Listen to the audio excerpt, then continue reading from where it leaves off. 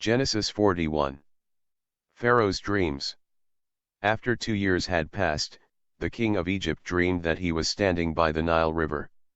When 7 cows, fat and sleek, came up out of the river and began to feed on the grass. Then 7 other cows came up, they were thin and bony. They came and stood by the other cows on the riverbank. And the thin cows ate up the fat cows. Then the king woke up. He fell asleep again and had another dream. 7 heads of grain, full and ripe, were growing on one stalk. Then 7 other heads of grain sprouted, thin and scorched by the desert wind. And the thin heads of grain swallowed the full ones. The king woke up and realized that he had been dreaming. In the morning he was worried, so he sent for all the magicians and wise men of Egypt. He told them his dreams, but no one could explain them to him.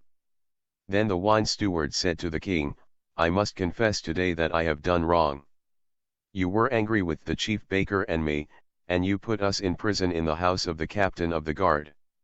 One night each of us had a dream, and the dreams had different meanings.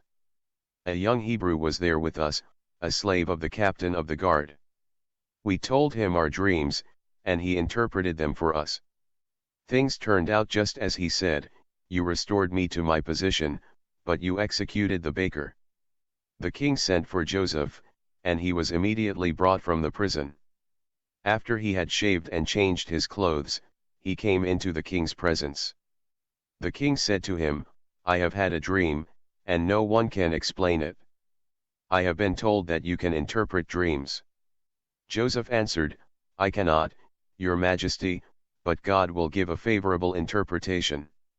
The king said, "I dreamed that I was standing on the bank of the Nile. When 7 cows, fat and sleek, came up out of the river and began feeding on the grass. Then 7 other cows came up which were thin and bony.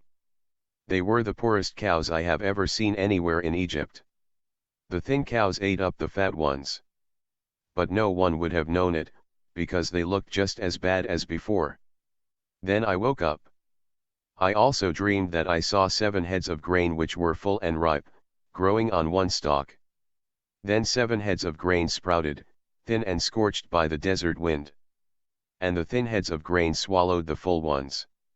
I told the dreams to the magicians, but none of them could explain them to me." Joseph said to the king, "The 2 dreams mean the same thing. God has told you what he is going to do.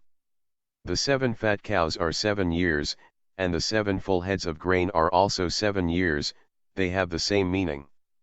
The 7 thin cows which came up later and the 7 thin heads of grain scorched by the desert wind are 7 years of famine. It is just as I told you. God has shown you what he is going to do. There will be 7 years of great plenty in all the land of Egypt. After that, there will be 7 years of famine, and all the good years will be forgotten, because the famine will ruin the country. The time of plenty will be entirely forgotten, because the famine which follows will be so terrible. The repetition of your dream means that the matter is fixed by God and that he will make it happen in the near future. Now you should choose some man with wisdom and insight and put him in charge of the country. You must also appoint other officials and take 1/5 of the crops during the 7 years of plenty.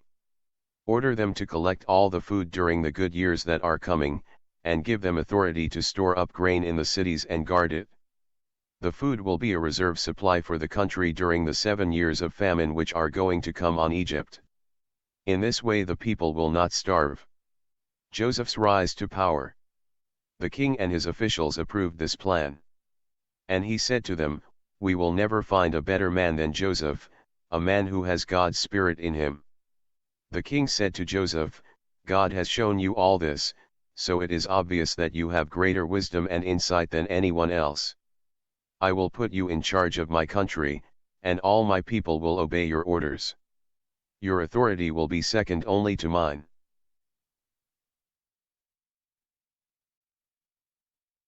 I now appoint you governor over all Egypt. The king removed from his finger the ring engraved with the royal seal and put it on Joseph's finger. He put a fine linen robe on him, and placed a gold chain around his neck. He gave him the 2nd royal chariot to ride in, and his guard of honor went ahead of him and cried out, Make way.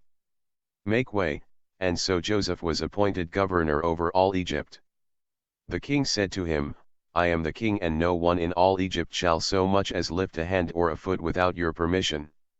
He gave Joseph the Egyptian name Zaphenath-Paneah, and he gave him a wife, Asenath, the daughter of Potiphera, a priest in the city of Heliopolis. Joseph was 30 years old when he began to serve the king of Egypt. He left the king's court and traveled all over the land. During the 7 years of plenty the land produced abundant crops, all of which Joseph collected and stored in the cities. In each city he stored the food from the fields around it.